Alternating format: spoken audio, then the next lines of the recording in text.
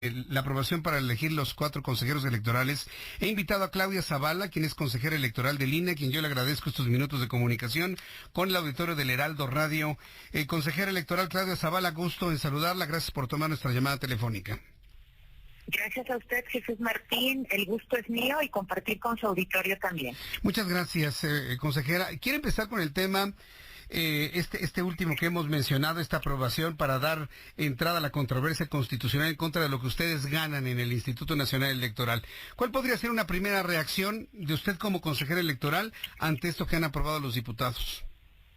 Pues mire, Jesús Martín, afortunadamente esta parte de la controversia constitucional que se ha presentado, con independencia de la categoría si procede o no, lo relevante que tiene que tener en cuenta la ciudadanía es que pone en evidencia precisamente que hay un conflicto de cómo se está interpretando la Constitución a la luz de la propia autonomía y las reglas que están establecidas para establecer los salarios, y también lo que ya dijo la Corte con relación a ese punto.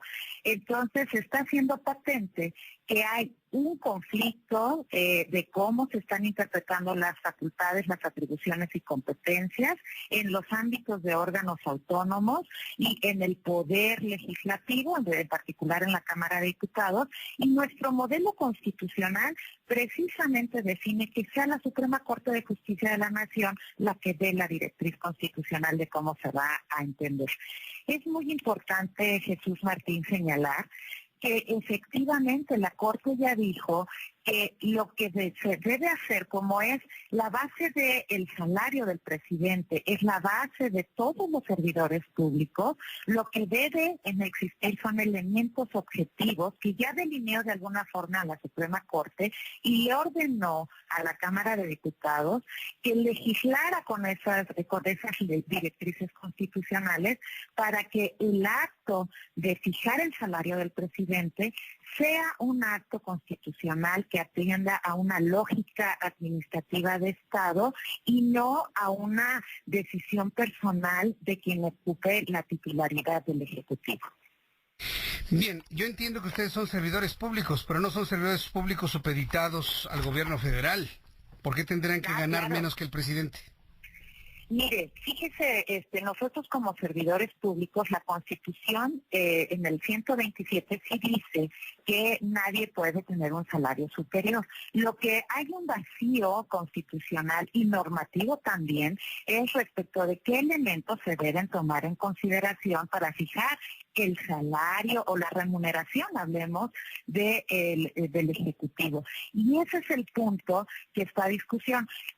Yo creo, y usted tiene mucho razón cuando dice, el INE y todos los servidores públicos, pero el INE como institución, somos un órgano autónomo, que la propia Constitución y la ley en esa autonomía y en toda la definición doctrinal, la autonomía lo que deja al ente autónomo es esa posibilidad de decidir respecto de su lógica administrativa pegada a las leyes.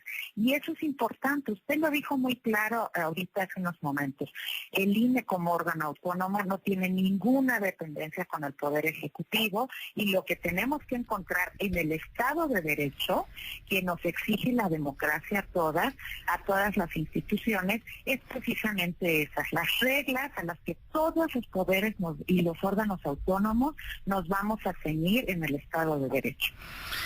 Bien, ¿cuáles son las alternativas que tienen para defender los recursos que recibe el INE? Ya hubo una controversia, hubo una discusión a finales del año pasado, en donde hubo una reducción de 1,000 millones de un presupuesto original de 17,000, se quedaron con 16,000.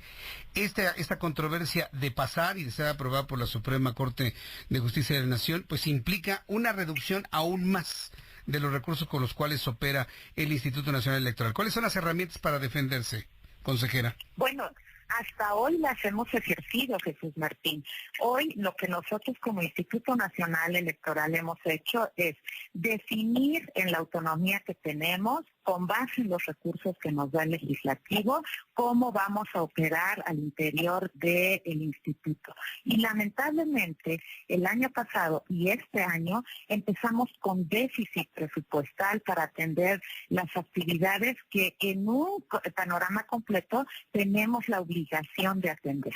Entonces, eso es importante, pero eso nosotros lo hacemos. Y la otra parte es también presentar a la Suprema Corte de Justicia de la Nación la problemática que está generando esta definición de reducir presupuestos a los órganos autónomos sin mayor motivación más que lo que les vamos a dar es esto.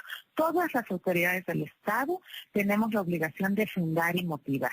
Y el INE ha cumplido con esas obligaciones cuando le presenta a la Cámara de Diputados un punto de acuerdo en el que le expresa las razones por las que estamos pidiendo ese recurso y también la interpretación constitucional que le estamos dando a las leyes y a la propia Constitución para el ejercicio de todos nuestros capítulos que integran el presupuesto. Y no hemos recibido una respuesta frente a eso. Simple y sencillamente hemos recibido una definición en los presupuestos de ajustate a esta retribución anual del presidente sin mayor argumentación y una reducción presupuestal.